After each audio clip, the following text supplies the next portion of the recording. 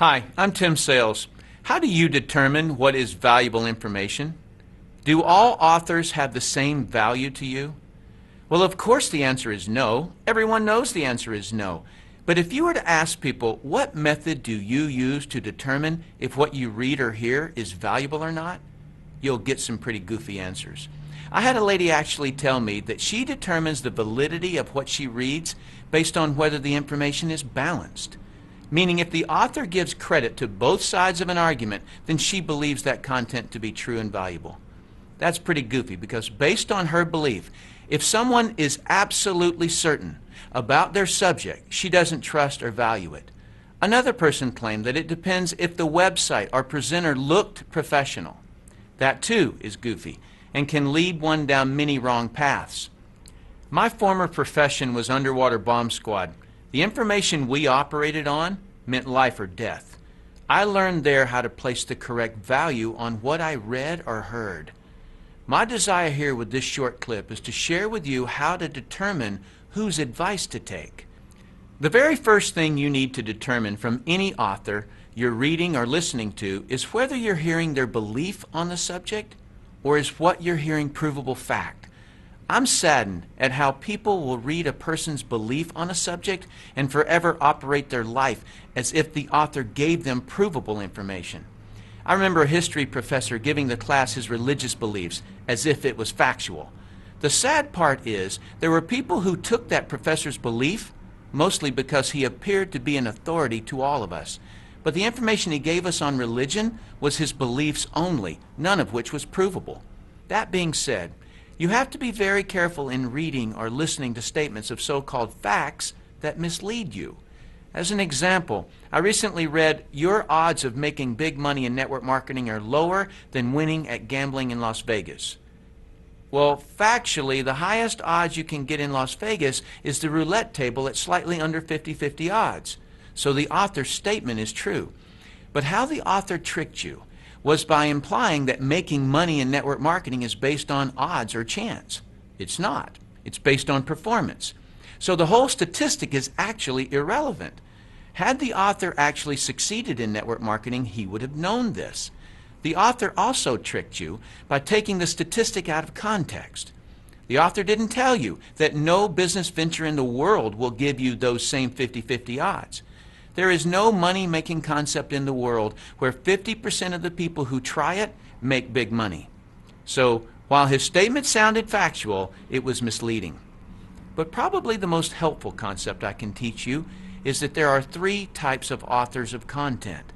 Just so you know, my use of the word author includes both written and spoken communication. Here are the three types of authors: those who have never done it, those who have done it and failed, those who have done it and succeeded. Author type number one are authors who have never done what they're writing or talking about. Newspapers, magazines, television writers, and reporters rarely have done what they're writing or talking about. Their information comes from hearsay and as an outsider looking in. Many attorneys, professors, parents, and in-laws give advice on subjects they've never done. The majority of the books at the bookstore are from authors who have never done what they're writing and talking about. They can write or speak about it, but cannot succeed at doing it. Their advice is rarely sound because it's based on invention, another person's information, or hearsay. This problem is compounded when an author simply repeats something they heard from the media. Now there are two layers of people who can't do what it is they're talking about, but think they know something about it. Authors who have never done what it is that they're writing about or who have never succeeded at it cannot possibly place the correct importance on the subject. You can always identify authors who have never done it because their content is slightly or grossly off the correct subject. As an example, I read a web article claiming that multi-level marketing success was mathematically impossible. Do you see what I mean about authors writing about what they've never done? He completely missed the subject. And as for his mathematical theory, that's like claiming that it's scientifically impossible for a bumblebee to fly. Has it ever occurred to that author to just look? The MLM industry sells $109 billion worth of products and thousands of people earn millions of dollars. Plus the oldest MLM company is still growing. Author type number 2 are authors who have failed at what they're writing or talking about. When someone has failed at what they write or talk about, it is common for them to be critical of the subject and those who do it. When someone is critical of something, they are inclined to find fault with it. Why? Because something about the subject is a complete mystery to them, and they feel inadequate. They obviously couldn't figure out some part of it, and they quit before they ever found out. Take, for example, a person who wanted to be a real estate investor but failed at it. He will project his negative experience onto whatever he writes or says about the business. He'll typically write and talk about what's hard, wrong, or dangerous about real estate. Why? Because he never figured it out, and someone who succeeds at it proves his inadequacy on the subject of real estate. His worst nightmare is people succeeding at real estate investing. His negativity may focus on the aspect of real estate investing that caused him to fail, but more than likely he doesn't know why he failed. So he tries to make everything about real estate wrong, including anyone who does real estate. Just a warning, on every subject there are more people that quit at it than people who succeed. So you may find much more negative information about your subject than positive information. Do not take advice from authors who have quit at what they write or talk about. They are resentful and do not want you to succeed where they failed. Others' success only proves their inadequacy. They may claim that they only want to protect you, but in reality, they only want to protect themselves from a sense of failure by preventing you from trying and succeeding. Author type number 3 are authors who have succeeded at what they're writing and talking about.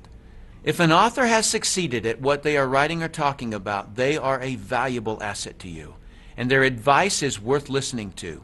They know what is important and what is not important about the subject. If you hear information from author type 1 or 2 that concerns you, ask author type 3 to explain it to you. They will be able to explain things and categorize the information so that it's logical. Please note that there is a vast difference between someone who has been successful at their subject and someone who has been merely educated about it. Just because a person has studied a subject or has been doing the subject for 20 years doesn't mean they can successfully do it. A beautician can study all about hair. That doesn't mean she can cut hair to her client's satisfaction. A psychiatrist may have been able to listen to her teachers and may have been able to read the required textbooks and may have even been able to pass the state board examination on the subject. But can she fix another person's problems? If she can't, don't take her advice. A student who has been educated on a subject has only proven that she can be a successful student. She has not proven that she can successfully perform in the subject. The person you should accept advice from on a subject you're researching is the person who has gotten the results you desire. If you want to succeed, take the advice of those who have been successful. In conclusion, the easiest advice in the world to give or receive in business or money-making ventures is don't do it. But keep this idea in your mind about money. The most amount of money you'll ever lose is the amount you'll never make. Let's say you're looking at a business where you can make $1 million a year that requires an investment of a few $1,000s. There are people making that amount in the business you're researching, but someone gives you the simple advice of don't do it. So you don't. You may think you saved a few $1,000s, but what you really lost was $1 million a year. The cost of that poor advice you took was way more expensive than the few $1,000s you saved. If you read a website or listen to someone that is recommending you not do a particular business, just ask them for a better alternative where the same return is available. And of course, don't take their advice unless they've succeeded in the business they're recommending. I personally do not have a stake in what you choose to do in network marketing.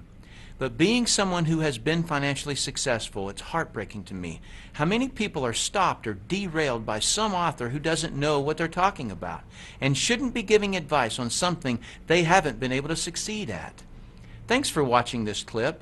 I hope this information helps you to determine whose advice to take. I'm Tim Sales.